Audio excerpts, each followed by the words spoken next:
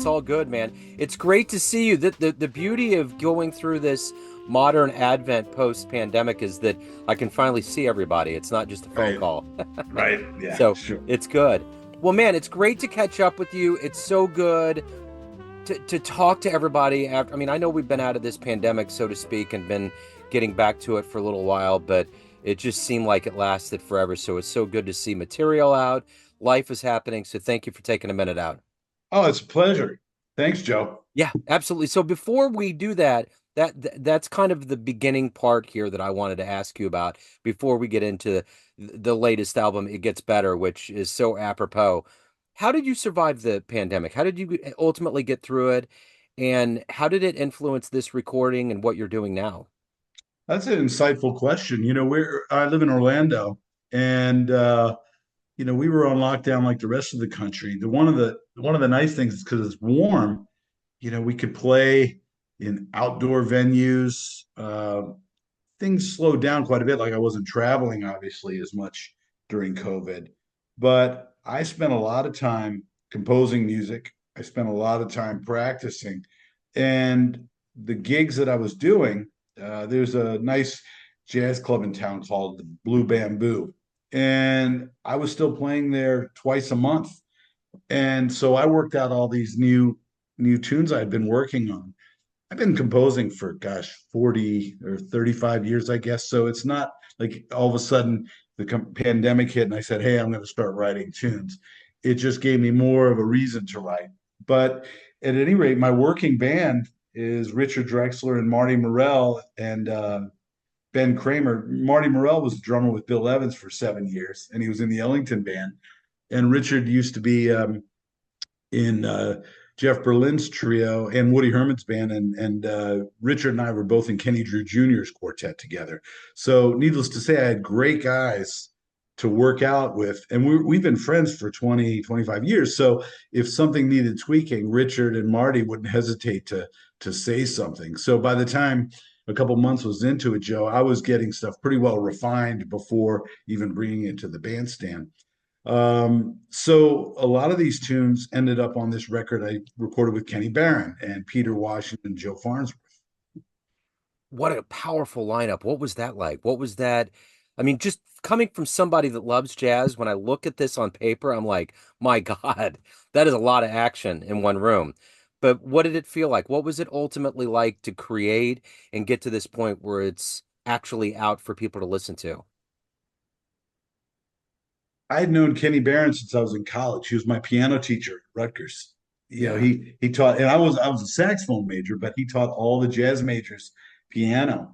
yeah, And Kenny had a profound influence on me, as did a lot of the guys from Philadelphia.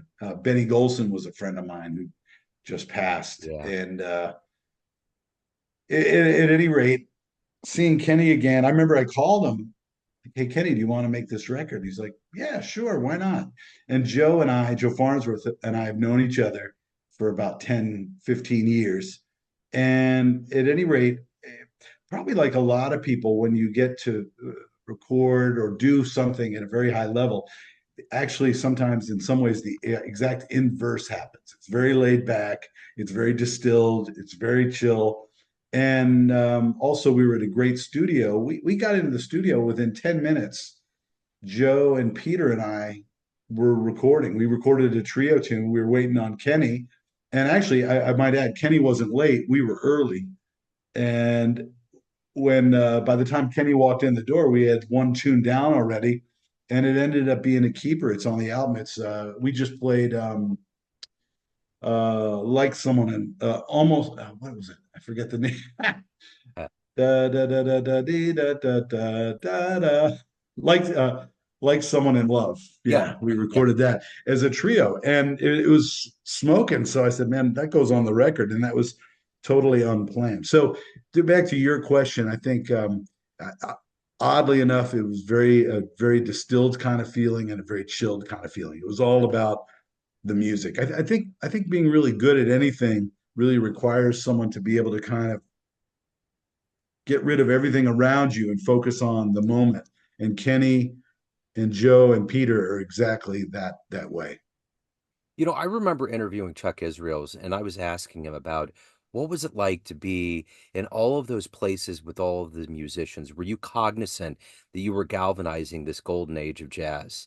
And he was like, we had no idea. We were just doing our thing. And it's a lot like what you're saying. It's like you're just in the middle, like even Kenny being your teacher, like you're just dealing with somebody that just is a musician that knows how to do it, that's lending you this knowledge. And for the rest of us out here that just totally geek out on albums and this whole era and how we've chronicled this whole lineage of jazz, it's different. But when you're in the middle of it, like you said, you're just kind of you're so in the middle of the vortex of this jazz hurricane, you don't see anything swirling. You're just doing it. You're making it. Yeah, by the time you get there, you're exactly right. And by the time you get there, the gig is almost over before it even starts Yeah. because you've been practicing, you're ready, and I think in part that's why Peter and Joe and Kenny were so welcoming to make this record because they knew it was going to be a great rhythm section, and they knew I would. They know me enough to know what to expect from me, and we rehearsed a couple days before, and we had a good time. There's a tune that we did that has only been recorded twice. It's called Lana Turner, an earlier iteration of Billy Strayhorn's Sharp And it was really fun to see Peter and Kenny and Joe experience that like they didn't know the tune. And, it was fun for me to be able to bring that to the table because I don't know any jazz musician that isn't a huge fan of Billy Strayhorn. So Yeah. there was a lot of fun. And, it was funny. I remember I had set originally 2 days aside to record, just thinking, I don't know, like just to be safe. And Joe said, I thought you were a professional. I said, yeah, you're right. He goes, we only need one day. And, we made that record in 3 hours. It was in and out. And I made another record. It was at Van Gelder Studio. I made another record with that working quartet I mentioned that we recorded about a year afterwards. It'll be out probably in the next 6 months. And same thing. If you walk into a good studio that records a lot of jazz, you're in and out very quickly. It's kind of like just playing a gig, Joe. But it's a testament to the prowess that the jazz musician brings every day to what you're doing. It's the rigors of improv. You just know how to get in there and go. Like just I mean, there's a conversation that continues, whoever you're playing with, that just hops and leaps. And that's a thing that amazes me because sometimes I'll hear the Stones are going in the studio, they'll be there for 2 weeks, or Radiohead's getting ready to do another album and it'll be done in a month. And it's like every time I talk to jazz musicians, you guys are in and out, and it's not premeditated. It's a testament to what you do all the time, no matter where you're at. It's just you just get in there and you create, and that's the backbone of what you do. You said a word in context to your comment that was very, very insightful. You mentioned a conversation, and that's really all making a jazz record or jazz performance is. It's four friends in this instance, or people getting together and having a conversation. So just like you and me today, there's only so much premeditation that can happen in a conversation. You might have questions you want to ask. I mean, I was just taking care of some business before this, so getting ready to practice. So I have no premeditation, but yet you and I have a vocabulary. We have knowledge about the art form, and you're obviously a good listener, and hopefully I'm a good listener too. And those are the same qualities that make a great jazz record. So taking a month to do it would actually be kind of counterintuitive in the jazz world because it'd be like scripting a conversation. And then Yeah. to me, it's more like European classical music. And there's not to say there's anything wrong with European classical music, but it's a completely different mindset. I always used to wonder, Sonny Rollins, his whole thing is that if he could live his career playing and recording live music, I always used to wonder that whenever I really started getting into this craft of curating and putting the jazz out there. And I totally get it now. Like I've learned from you guys that the beauty of this life is that it happens once. Once that sound goes up and dissipates, that's it. And if you can capture it, there's that spontaneity that's the backbone of what you do. It's your DNA. It's like and that's why he wanted to do it. And I realize that's a part of just anything that we do in life. So many things that we do in life can be construed as art.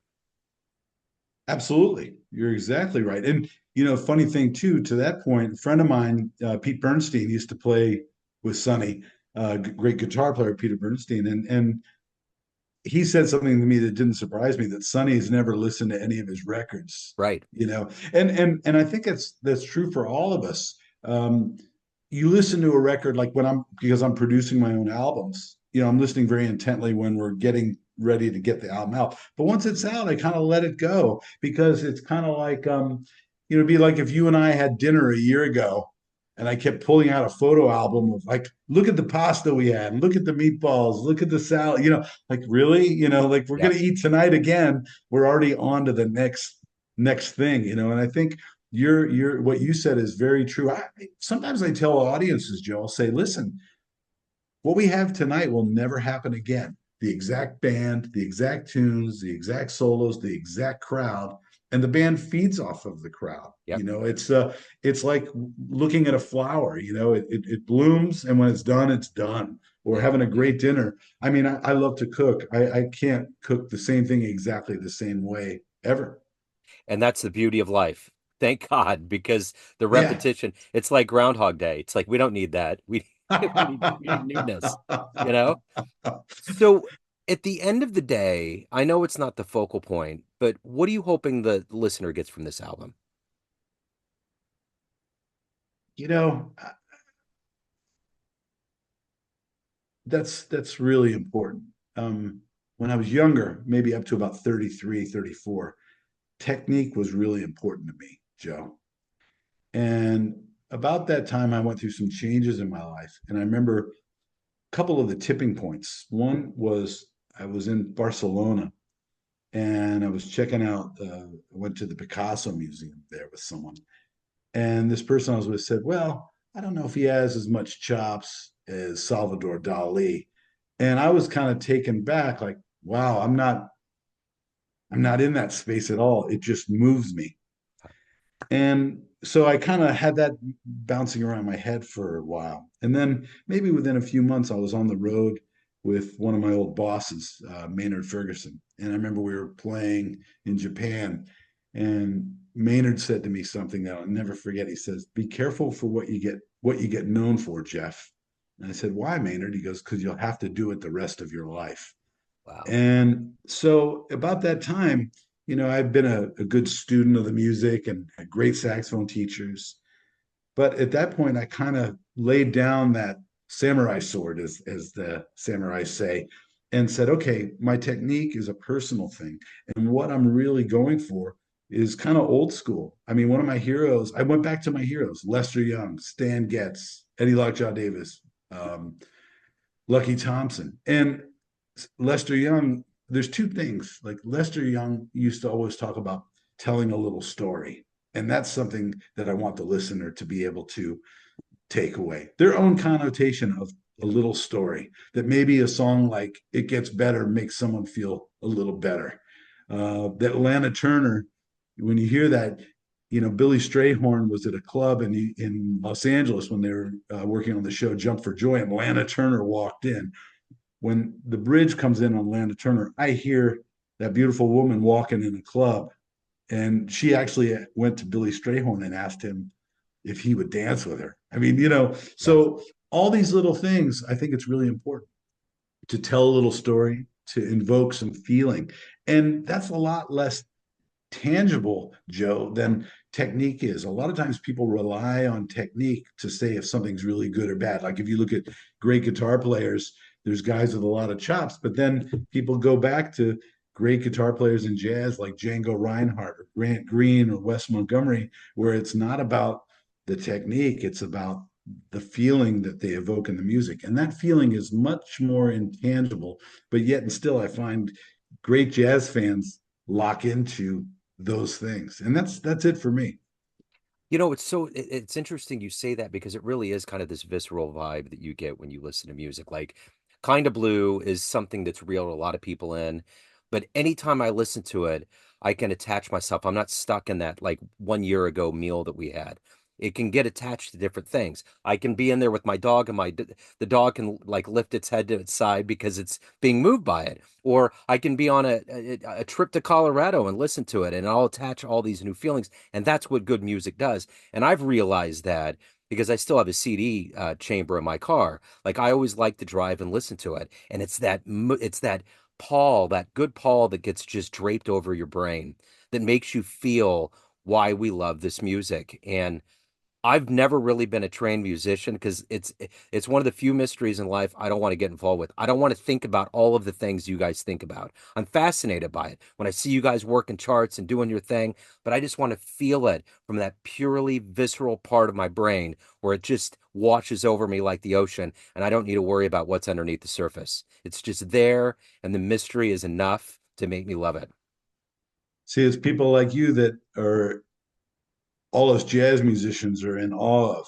I was on the road. I was in Sam Rivers band for 15 years, Joe. And I remember we would play gigs and I might be like walking to a club and I could see someone on the street. I go, "Oh, they're a Sam Rivers fan." I could just tell by their vibration. Yeah, And it's really interesting from my perspective when you come across people that you know are just they're touched by it, you know. It's really thrilling. It's yeah, really thrilling because Joe, there's like I said, I can see a jazz fan, but they're not men, they're not women, they're not old, they're not young, they're not black, they're not white.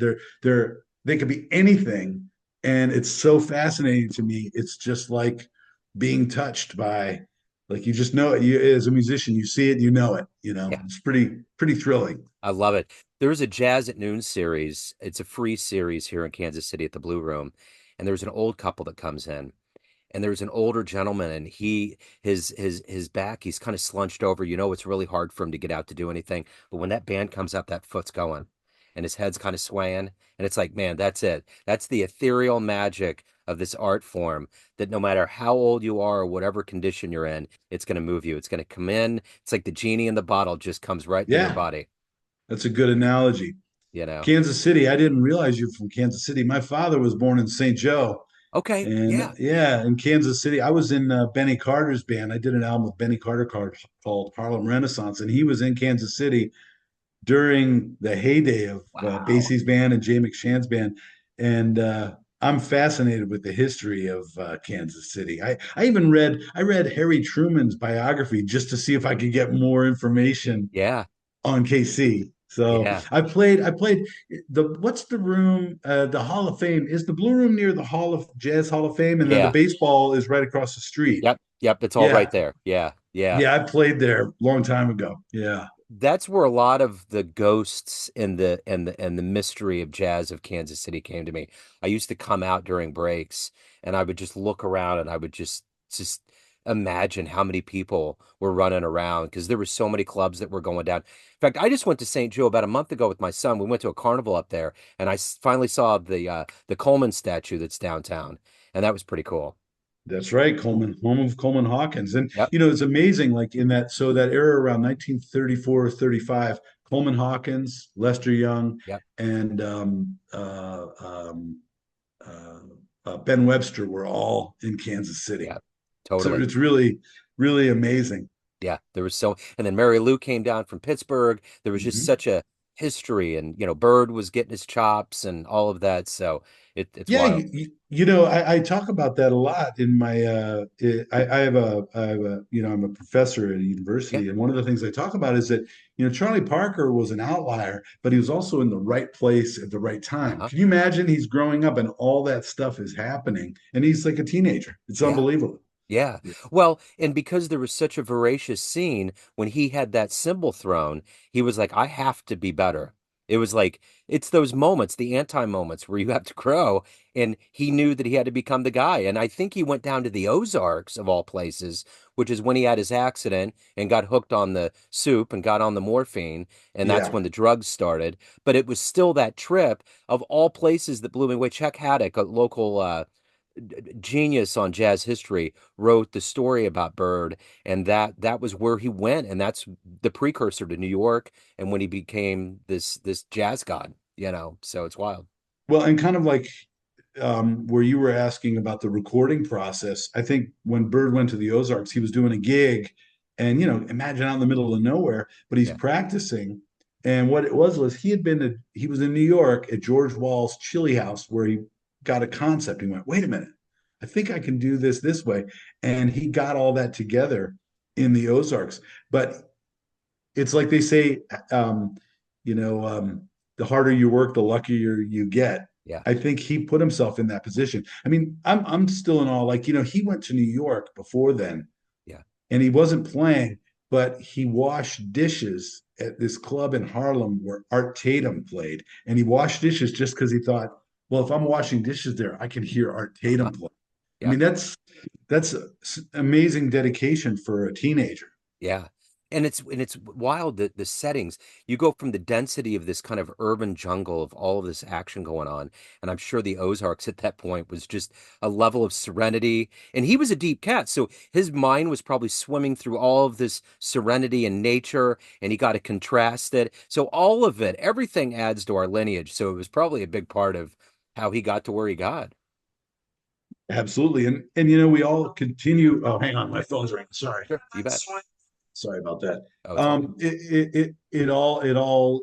Um, it all leans back to me. It all goes back to working hard and being in the moment so you're ready to accept something new. Yep. I mean, like when we made this record, we took some turns that I had not expected at all, but I was delighted to have happen. It'd be kind of like you and I having a conversation, and all of a sudden, well, we started talking about Kansas City, like Yep. just for our fascination for history.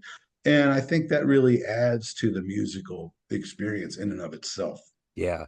Well, I think the other thing about Bird and just in general with musicians, I think about Malcolm Gladwell's 10,000 hours to become a Flowers, yeah, master, sure. Yeah. And it's that whole notion. You just, by osmosis, you just all of a sudden become this person that just knows it. You can wake up in the middle of the night and you can do it. You can throw out the melody or do whatever you need to do. Yeah, I always tell, I joke, I say, yeah, it takes about 10 to 20 years to become an overnight sensation. You know? I remember when Joey DeFrancesco passed away, Randy Brecker went on a diatribe. And Randy's a pretty mellow guy. And Randy's like, listen, this guy, everybody thought he was just so talented. He practiced all the time. He was chill about it. He's like, just practicing constantly, constantly getting better. And it wasn't like this arduous thing or, like wearing his heart on his sleeve, like, oh, poor me, I'm practicing all the time. He just did it all the time. Charlie Parker did it. Randy's brother, Michael, practiced incessantly. So, and when I was growing up in New York and New Jersey, we had that kind of do or die kind of mentality. Like, man, you're either going to get your time in or you're not going to be making it. And I remember Dave Liebman talking about that 10,000 hour rule. He goes, no, it's 20,000 hours. Like, bam, like we all went, all right, Double so down. Yeah. yeah, yeah. And then the fun part is like working all that out, working so hard, but then again laying down that sword and Yep. saying, okay, I'm not on the bandstand to show off. I'm on the bandstand to try and play pretty. My son's name, my oldest son, he's a trumpet player. He's 18. His name is Preston, and we call him Prez. And when he was a kid, he goes, Daddy, why'd you name me after Lester Young? And I said, because he's man enough to play pretty. Yeah. And there's a lot to that, I think. Absolutely. There certainly is. Yeah, I remember talking to Joey probably about 8 months before he passed. And he was talking about kind of hitting this new place in his life where he was learning different instruments and doing things that he never did before. It was such a glowing conversation. I'll never forget it. But it was just that whole notion that the backbone of what he was doing was he was woodshedding. He was working. He was always working on his craft, constantly Yeah, doing it. he was in it. Yeah, He was in it. totally. Yeah. Totally in the swing. There's guys that you would hear that you knew were practicing all the time. Chick Corea. I remember I'd hear Chick and it's like there's no question. And then I was in Kenny Drew Jr.'s quartet for gosh, probably 7, 8 years. And Kenny, you could tell practicing all the time. Yeah. And really, really, I think that's the big difference between a lot of the greatest players. I know a lot of players who have so much talent but have never really wanted to be that invested. And that's fine. It's not for everybody. But I know so many like as Brando said, what on the waterfront, I could have been a contender, Yep. like it's really about investing in yourself. Yep. For sure. So what are you guys doing for live music? What's that? How are you promoting the album? Well, the group isn't playing. We don't have any gigs as a group, but I'm playing all the time. Um, got tours set up around the country. I'm not traveling anytime soon internationally, but My working group, where we actually worked out all those tunes, plays all the time with Richard Drexler, Marty Morell, and Ben Kramer on bass. So I'm working. Let me see, I've got a gig Saturday, and then next week we go up to North Florida. Then I'm going to the Midwest, I think to Chicago later in the fall. So it's a nice busy schedule. And then I'm getting ready to release three other albums this year, two big Okay. band albums, and then another quartet album. I can't wait, man. So I went to Orlando in June. It was kind of a lifelong trip for my stepdaughter to go to Disney, and it freaked me out not to see the ocean. I was there for like a week, and I was like, "How did I go to Florida and not see the To ocean?" the ocean. I'm a water guy. I got a boat. When I moved to Florida, I said, "Hey, when in Rome," Oh, yeah, and I got a boat. I love, man, being on the water for me is, yeah. yeah, I hear That you. And I'm sorry you came to Orlando at like one of the hottest months of the year. I know it's brutal at that time. I'm part cat. I don't mind, so I'm Oh, good. good, I love to good, sweat, but good. everybody around me was dying. I mean, we would be out there in the middle of that park just baking, and I'm like, bring it on, But everybody else was like, I need to find a place to go get air conditioning. So it was good. It was a good trip for sure. Yeah, Florida is well air conditioned, that's for sure. Yes, it is. It certainly is. Well, listen, next time you're in Florida, please look me up. Totally. We're not far from the parks, Okay. and we have a 24/7 NPR jazz station here in Oh, Orlando. cool. Right on. WUCF. Yeah. And of course, our jazz studies program. We just hired McClenty Hunter. He teaches jazz drums. McClenty just recorded yesterday. He recorded an album with Christian McBride, his new Yeah. big band album. And Yeah. of course, he was with Kenny Garrett forever. But we've got quite the jazz faculty. And we also have our own record label at Okay. WUCF. It's called Flying Horse Records. Yeah. And so, anyway, yeah, we've got a nice little scene going on here. That's cool, man. Yeah, McClenty was one of the first cats that tapped me that said, "Can I use audio from our interview?" And he layered it into like a trailer for a film they were making. And I was just totally blown away. And it He's a was cool. sweet guy. Yeah, he was a great cat. And this was right in the beginning. Well, the lights were just coming on. It was like the stadium lights. When they start, they don't get so bright, but I knew it was going to get scorching for him. Yeah, yeah, he's in demand, and I'm so delighted that he relocated to Orlando this year. Yeah. He's kind of become my right hand man. Artistically, he's a force, but then also he's a great leader. Yeah. So I'm really happy to have McClenty here with me in town. Right on. Well, Jeff, the new album, It Gets Better, is a wonderful, I got to tell you, CD chamber, as I spoke about, that thing got stuck in my CD chamber for a long time. So, Excellent, thank yeah, you, yeah. So it's wonderful. Thank you, sir. It's always such an adventure and a joy to talk to you. Thank you for what you're doing. Thank you for your time and story. Joe. Anytime, and I look forward to meeting you in person and getting to hang out a little bit. You're a Yeah. good dude, I could tell. Thank you, man. Yeah, I'm looking forward to it.